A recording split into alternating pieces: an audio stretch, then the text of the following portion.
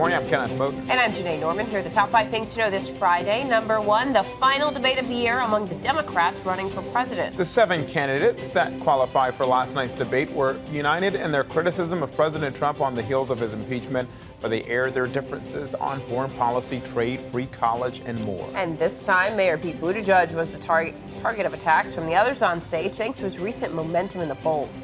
Meanwhile, former Vice President Joe Biden was largely out of the spotlight. We'll have highlights coming up shortly. Number 2, President Trump's impeachment trial in the Senate is in limbo. Republicans are accusing House Speaker Nancy Pelosi of playing games after she refused to send the articles of impeachment to the Senate.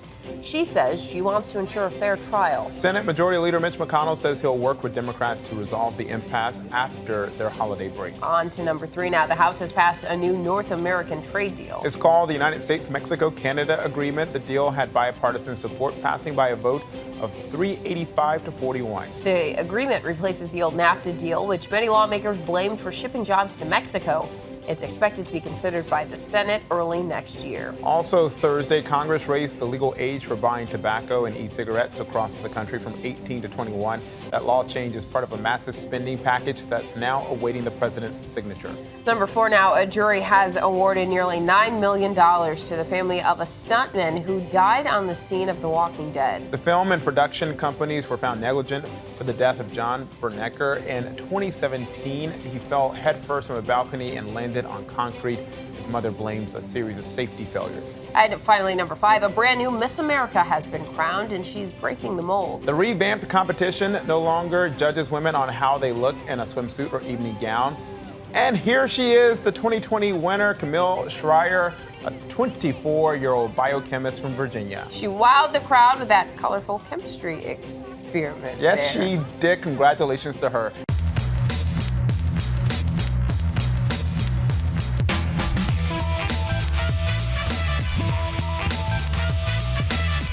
All right, good morning. Let's get back to the fireworks at the final Democratic presidential debate of the year. This time, only 7 candidates took the stage, and it was Mayor Pete Buttigieg who took much of the fire.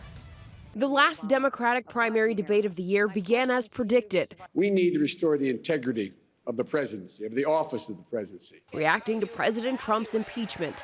If the president claims that he is so innocent, then why doesn't he have all the president's men testify?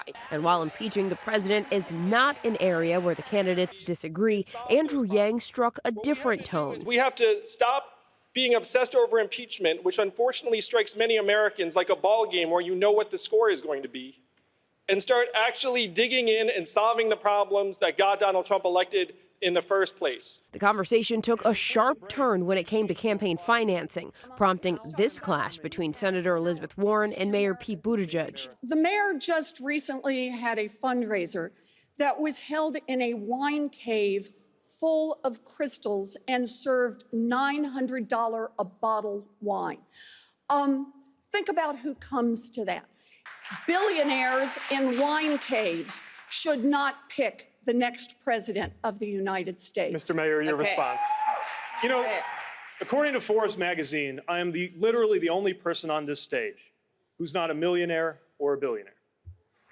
So if this is important, this is the problem with issuing purity tests you cannot yourself pass. Buttigieg entered the debate with momentum in Iowa and New Hampshire, making him the prime target of the night. Senator Amy Klobuchar singled out Mayor Pete's only statewide race, a failed run for state treasurer. You tried and you lost by 20 points. But let's talk about how we win. Excuse me. Yang was able to lighten the mood during closing statements. I know what you're thinking, America. How am I still on this stage with them? Yang and Klobuchar benefited from the smallest stage yet, with only 7 candidates. They had considerably more speaking time during this debate, while former Vice President Joe Biden had significantly less. Meanwhile, overnight, Biden reacting to a tweet from Sarah Huckabee Sanders. The former White House press secretary seemed to mimic a stutter, using several I's before writing, "I have absolutely no idea what Biden is talking about." Sanders later clarified she wasn't making fun of anyone with a speech impediment, but Biden responded, "I've worked my whole life to overcome a stutter, and it's my great honor to mentor kids who have experienced the same. It's called empathy. Look it up." Huckabee Sanders apologized and the tweet was deleted. Meanwhile, diversity also came up last night. Andrew Yang said he was disappointed to be the only candidate of color on stage. The candidates are asking the party to allow a bigger group at the next debate. To break down what this debate means for the race moving forward, we turn to ABC News political director Rick Klein. Rick, good morning.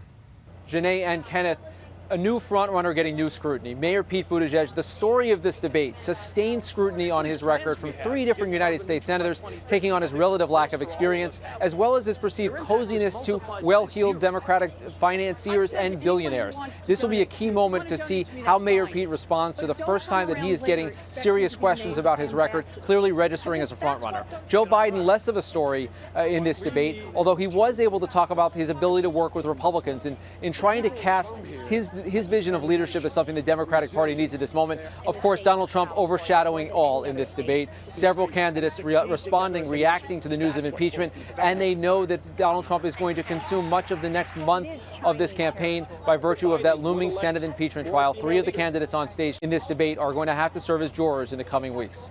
Janae and Kenneth? Our thanks to Rick. Let's turn now to that other big story, the new impeachment standoff in Washington. Democrats and Republicans are clashing over a timeline for the trial in the Senate. President Trump is looking to the Senate for vindication, but House Speaker Nancy Pelosi is throwing a wrench in the plans. ABC's Inez de la Cortara has the latest. Inez, good morning. Good morning, Janae and Kenneth. Democrats are hoping to have witnesses testify as part of President Trump's Senate trial, but Republicans have already rejected that request. So House Speaker Pelosi is hoping to pressure Republicans into giving her what she wants by threatening to delay President Trump's Senate trial. History put on hold. President Trump becoming just the 3rd president in U.S. history to be impeached. But House Speaker Nancy Pelosi is now refusing to take the next steps, saying she won't send articles of impeachment over to the Senate until Majority Leader Mitch McConnell reveals what the president's trial will look like. Our founders, when they wrote the Constitution, they suspected that there could be a rogue president. I don't think they suspected that we could have a rogue president and a rogue leader in the Senate at the same time.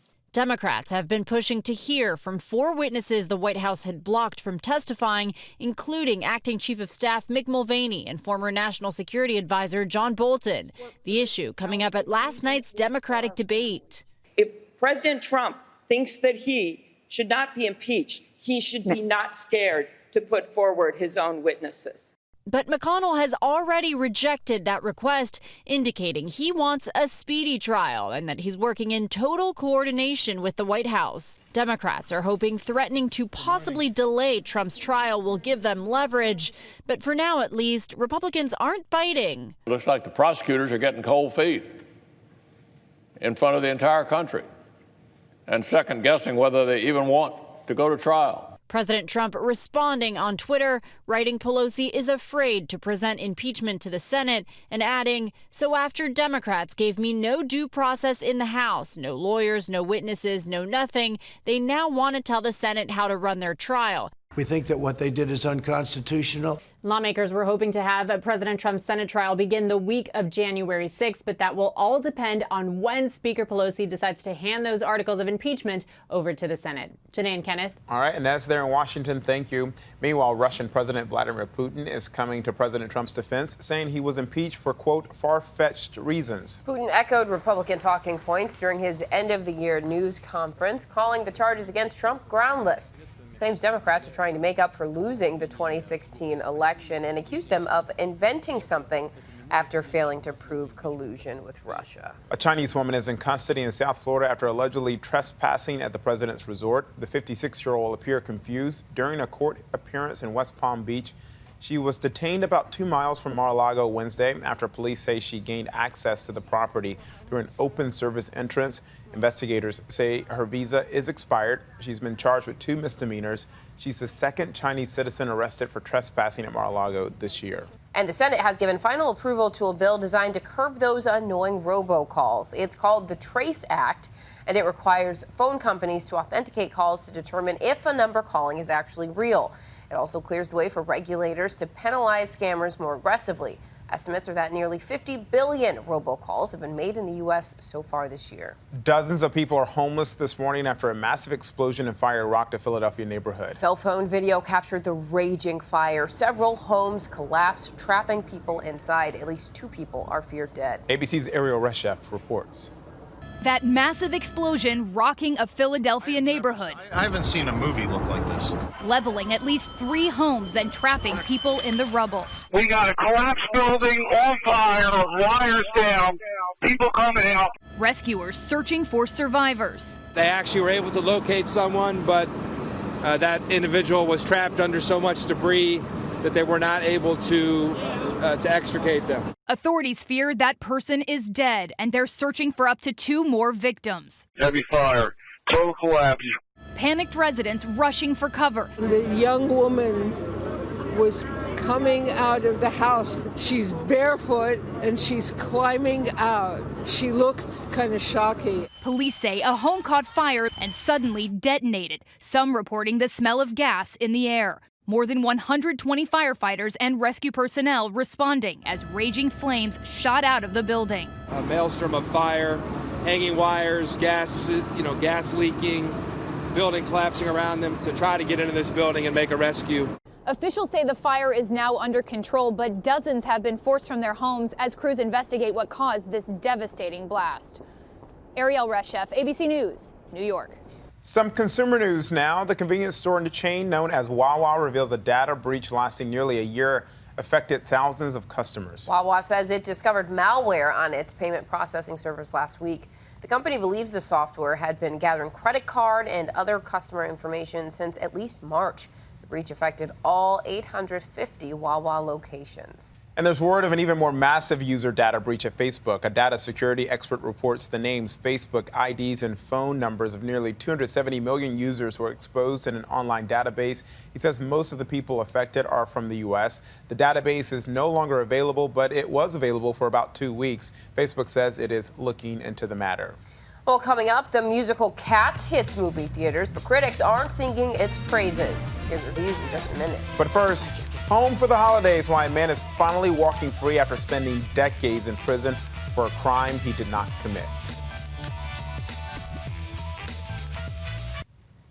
We are back with dramatic surveillance footage of an EF2 tornado touching down in Columbia, Mississippi. The twister tore through an auto repair shop's parking lot earlier this week, ripping power lines and destroying a large tent. 3 minor injuries were reported at that business. At least 14 tornadoes were reported across the state. There is a state of emergency in Australia. Crews battling more than 100 wildfires are getting help from American firefighters, and more are on the way. Record-setting heat and strong winds are fueling those deadly flames. Thursday, temperatures soared to 107 degrees, the hottest day on record. Cooler conditions are expected today. And check out this wild scene in Minnesota. A car thief jumps out of the vehicle and grabs a woman's purse. She doesn't let go and winds up being dragged more than 200 feet. She suffered minor injuries. St. Paul police say crooks have pulled off more than 20 similar robberies since last month. We turn now to the man who's home for the holidays 30 years after being wrongly convicted of murder. A judge set him free after a special prosecutor took a closer look at the evidence.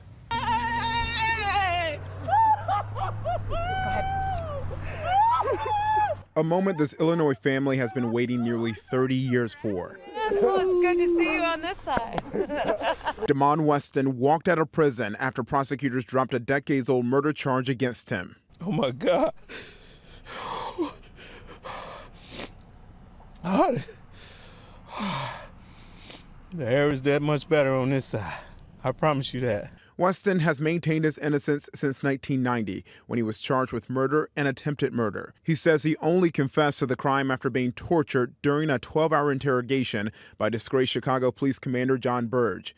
Burge, who has since died, spent 3 years in prison for lying about torturing suspects in the 1970s and 80s. This year, Weston's legal team asked the special prosecutor to revisit the case. After an investigation, a report found Weston's claim of torture was unsubstantiated, but the special prosecutor still requested the charges be dropped because he found the evidence, quote, does not meet the burden of beyond a reasonable doubt. This morning, Weston and his family are now making plans for his first Christmas home since he was 17. The first Christmas in almost 30 years. We're finna do it big for Christmas for him. Anything that's cooked on a skillet, put on a plate, and just serve with love.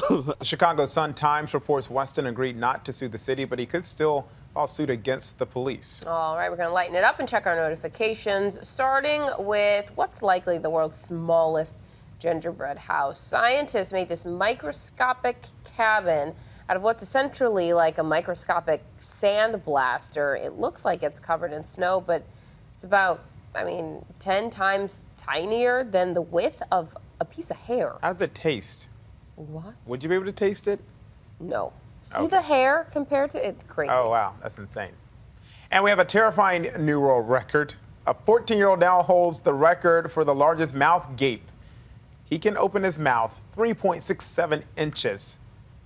That fits a whole lot of sandwich. Or that big club you like from Wawa you were just showing me. That is true. Next to some sea lions living their best life. They were spotted rocking a boat in Washington State. Rock the boat. Don't rock the boat, baby. Rock the boat. Don't tip the boat over.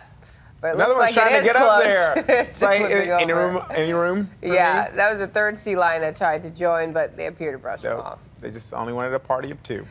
The end of the Star Wars franchise marked the start of life as husband and wife for two big fans. Andy and Wendy took in Star Wars: The Rise of Skywalker on opening night in San Antonio. First they had a Star Wars themed wedding at the theater with the self-described nerds tying the knot in costume. They say theirs is a match made in a galaxy far, far away. Stormtroopers Kylo Ren and Darth Vader served as witnesses. They're off to Disney World for their honeymoon to, of course, visit Galaxy's Edge. Congratulations to them. Fitting. Next is some disastrous reviews for the other movie opening today, Cats. The film based on the Broadway show is getting absolutely panned. One review calls the movie an all-time disaster from which no one emerges unscathed. Another says 9 lives may not be enough for the actors to live down their involvement.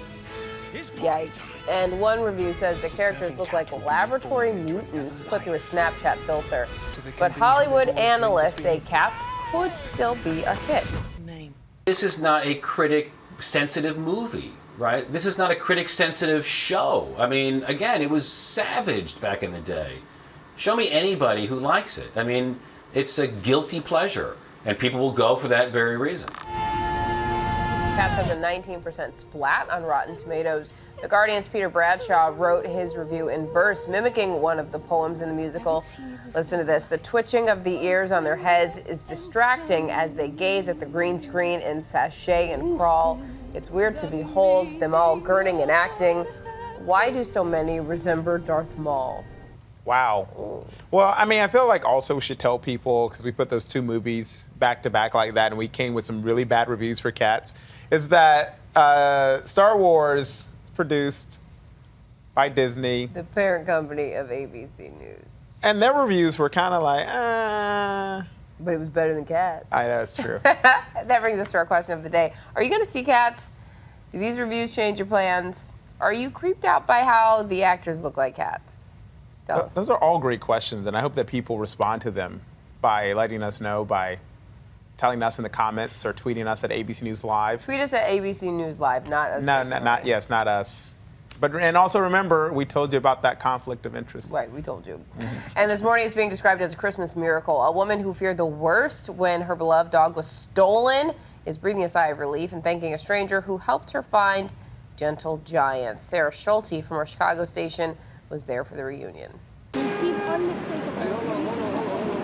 Priscilla Agnesio spent hours frantically passing out flyers with a description of her missing dog named Chief. The 11-year-old Great Pyrenees was stolen outside of a Loop Walgreens on Wednesday night. Agnesio says she securely wrapped his leash around a bike rack and was gone for just 5 minutes. By the time I checked out, they were gone with the dog. The Walgreens has footage of who took the dog. Agnesio searched all night and day for the 100-pound dog that she calls a Gentle Giant. Agnesio is from California. She's in Chicago to spend Christmas with relatives. Chief means the world to her. Agnesio takes him everywhere. Agnesio credits Chief for saving her family from the California fires. He is the one that actually woke us up at 3:30 in the morning, warning us when the fires were at our doorstep. Agnesio was determined to find him. Then she got a call from a stranger who spotted Chief near the Chris Kindle Market. It was him. Oh my God, Chief! We kept her last night. Terrence Grant and his girlfriend saw Agnesio's flyer. The detailed description of a gray spot on Chief's back is how they immediately recognized him. For her to go from don't know where her dog is in this huge city to finding him, that's like, it's really a Christmas miracle. Grant found Chief with a homeless couple. Agnesio says she has no plans of pressing charges. She's just thankful to have her dog back. My worst fears just melted away, and I'm just so blown away by how beautiful people are. In the Loop, Sarah Schulte, ABC 7 Eyewitness News. Our thanks to Sarah Schulte from WLS in Chicago. So glad to see Chief is home safe and sound. Yeah, definitely. Well, coming up, a busy day ahead before we finish off the work week ahead of the holidays. We'll tell you what to watch out for today. Plus, the story of a boy given more than toys this holiday season after this. Here's what to watch out for today. President Trump is scheduled to have lunch with Secretary of State Mike Pompeo before attending a Christmas reception with the First Lady. This evening, the president will sign the National Defense Authorization Act for the year ahead before flying to Mar-a-Lago, his private club in Florida. Democrats running for president are on the campaign trail after last night's debate. Former Vice President Joe Biden, Senator Bernie Sanders, and Mayor Pete Buttigieg hold events in California. Senators Amy Klobuchar and Cory Booker make stops in Iowa. Former New York Mayor Michael Bloomberg will be at a healthcare event in Ohio. Former HUD Secretary Julian Castro participates in a roundtable in Seattle. And Senator Michael Bennet campaigns in New Hampshire. And history is being made at Cape Canaveral today. Boeing is launching its Starliner spacecraft to the International Space Station for the first time. If the test goes well, the Starliner could be used to carry astronauts into space. A test dummy called Rosie the Rocketeer will take place of the humans on board today. Rosie is equipped with sensors to measure what the flight would be like for real astronauts. Plus, don't forget to tune into the debrief for an update on our top stories in the briefing room for the latest headlines and politics. Finally from us, this week, a Philadelphia teacher has given one of her students more than an education. She's provided him a permanent home. 9-year-old Santo began living with Kelly McCloskey and her husband back in 2016 after the city's Department of Health and Human Services asked her to take him in. Today, Santo is their son. Kelly and Chuck McCloskey adopted him. They say they feel like he's always been with them. No greater gift. I love it. Especially on this time, makes me feel all warm and fuzzy inside. I'm so happy for him and their family. I'm glad you feel warm and fuzzy inside. You are? Too. Yeah. That's it from us. From me and warm and fuzzy. Don't forget, it's winter. It's coming. Tomorrow. 11 something. Bundle up. Have a good weekend. We'll see you next week.